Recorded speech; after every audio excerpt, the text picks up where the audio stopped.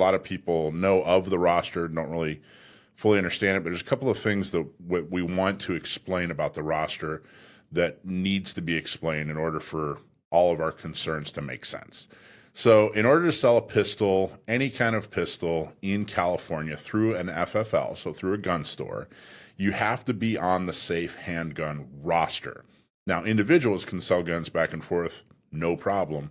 But in order for a retailer to sell it, it has to be on California's safe, quote unquote, handgun roster. And to get on the safe handgun roster, you have to do a few things. The manufacturer has to submit the pistol to a lab where they fire 600 rounds and they do a drop test. They're looking for malfunctions. After the 600 rounds, they want to see if there are any cracks or anything like that. They want to make sure it doesn't, there's no negligent discharges, et cetera, et cetera. It's really just a product, or I should say a quality assurance type test to make sure that, it's a quality product and it's not, unsafe according to them. By the way, Dakota, a few years ago, I looked into it to see how many have actually failed and been kept out of California. You know what that number is? Zero.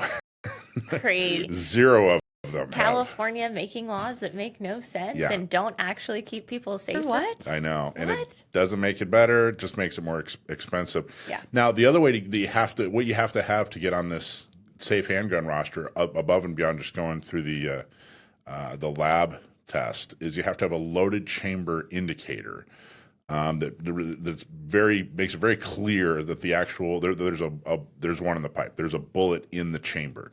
There's some kind of indicator on the gun. Some kind of how do you describe it? Like a flag that sticks up. Yeah, usually I see it as a little flag that pops up out of the top of the slide when there's a round in the chamber. And so at a glance, you can see that yes, there is indeed one in the gun.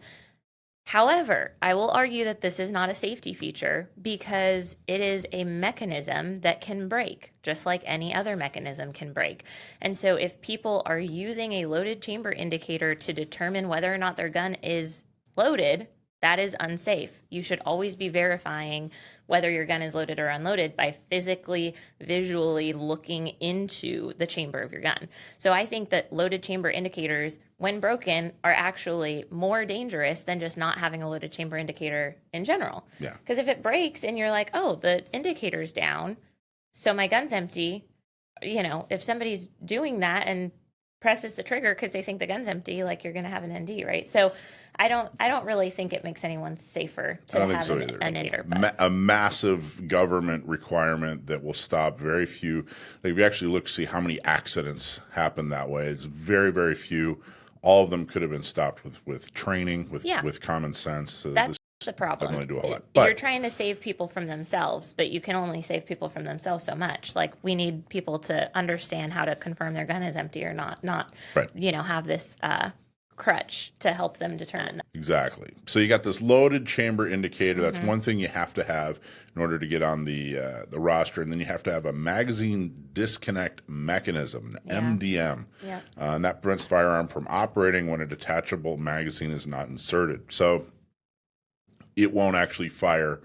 The mechanism won't work unless the magazine is actually inserted. That's one of the other requirements to get on this roster. Which also means you can't dry fire your gun without an empty magazine in the gun, know? So it also has unintended negative consequences, like all of these things.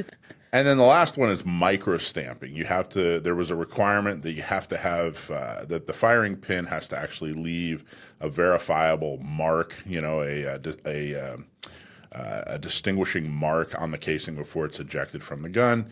That is on hold, thanks to lawsuits. Because it doesn't exist, right? Like this technology is not in existence. So California was like, here, invent a thing that's never been done and make it happen on every gun from every manufacturer to sell it. Right. You can buy any car you want in California as long as it flies. That's all. That's all. That's the only requirement. As long as it goes the speed of light.